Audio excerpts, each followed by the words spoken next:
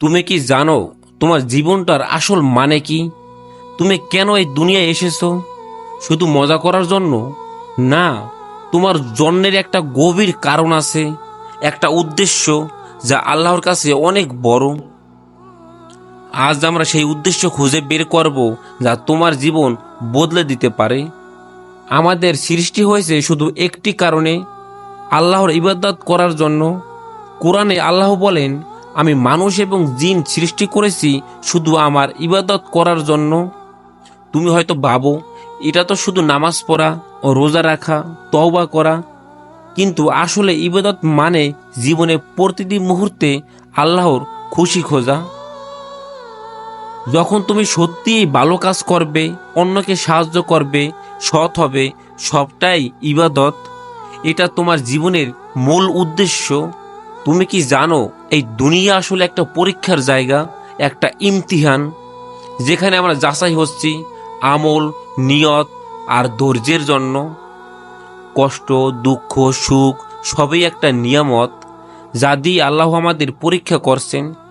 সাফল্য তখনই আসবে যখন তুমি ধৈর্য ধরবে, আল্লাহর দিকে ফিরে আসবে। তুমি নিজের নিয়তি নিজেই গড়ে তোলো। তুমি কেমন মানুষ হবে সেটা আজকের কাজ আর সিদ্ধান্তের উপর নির্ভর করে। যে মানুষ নিজের সময় আল্লাহর ইবাদতে ব্যয় করে, সে হয় খুশির পাত্র। তাই তোমার দায়িত্ব নিজের নিয়তি সুন্দরভাবে গড়া, আল্লাহর সন্তুষ্টি অর্জন করা।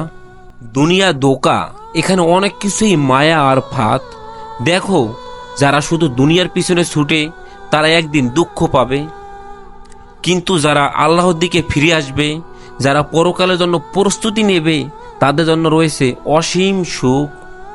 ইবাদত শুধু নামাজ রোজা নয়, এটা জীবনের প্রতিটি কাজ যা আল্লাহর খুশির জন্য করা হয়।